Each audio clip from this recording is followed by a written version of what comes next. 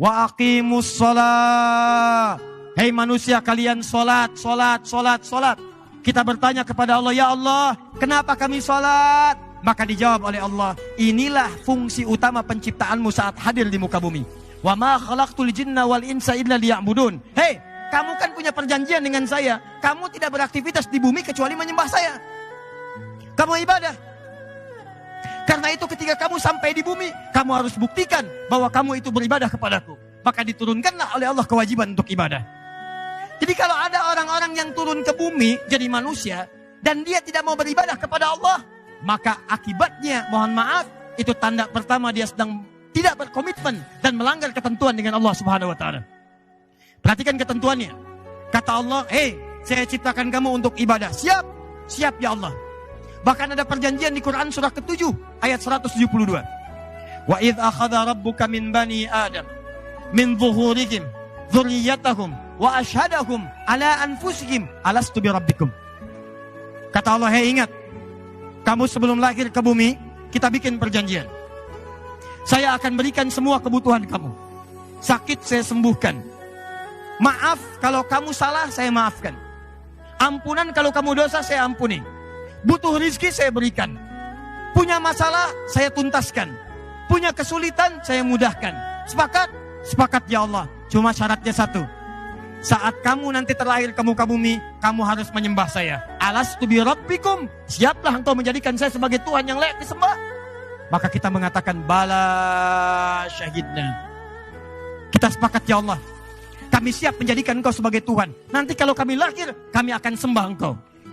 Karena itulah ketika kita terlahir ke bumi, tumbuh dewasa, maka Allah menagih pembuktian janji kita kepada Allah saat dalam kandungan. Diturunkanlah kemudian perintah, kata Allah, wa aqimus shalah. Hei, katanya kamu janji mau nyembah saya, sekarang buktikan.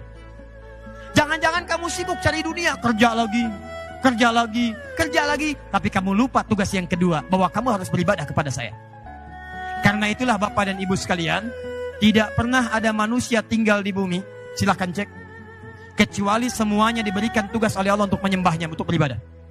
Mau itu manusia biasa, mau orang soleh, mau nabi, sampai ke rasul, sepanjang namanya manusia, pasti ditugaskan oleh Allah Subhanahu wa taala untuk menyembah Allah Subhanahu wa taala. Sekarang saya tanya pada Bapak Ibu, Nabi Muhammad nabi bukan? Rasul bukan? Mulia mana Nabi Muhammad dengan Nabi Isa? Nabi Muhammad. Hebat mana Nabi Muhammad dengan Nabi Daud? Nabi Muhammad. Gelarnya tinggi mana Nabi Muhammad dengan Nabi Ibrahim? Nabi Muhammad. Pertanyaan saya, Nabi Muhammad sholat tidak? Sholat. Nabi Muhammad tahajud tidak? Tahajud. Nabi Muhammad sholat sunnah tidak? Nabi Muhammad baca Quran tidak? Baik, sekarang saya tanya lagi, Nabi Muhammad masuk surga tidak? Masuk. Bahkan sebelum meninggal, satu-satunya Nabi yang sebelum wafat turun satu surat langsung mengatakan surganya sudah siap.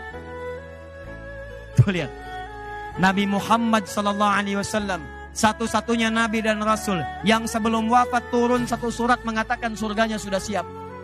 Inna a'tainakal Muhammad, inna sungguh kami, a'tainaka telah menyiapkan untukmu. Bahasanya fi'il madhi.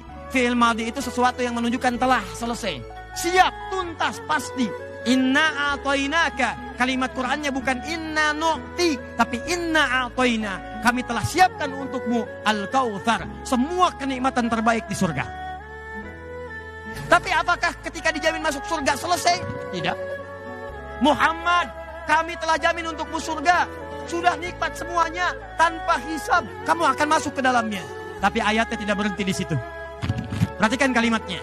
Fasholli li rabbika. Maka kamu yang sudah ahli surga ini, siap masuk tanpa hisab, dijaga dari kesalahan, tetap tidak terbebas dari perintah ibadah. Fasholli, kalimat pertama yang diberikan pada ahli surga, yang surganya tingkat paling tinggi adalah perintah sholat. Fasholli, maka kamu sholat. Saya ulang ya. Ini lihat, bayangkan nih, ahli surga, surganya sudah siap, sebelum wafat sudah ada berita akan masuk surga, semua perlengkapannya siap di surga, tanpa hisab. Kalimat pertama yang disampaikan pada ahli surga ini, fasholli.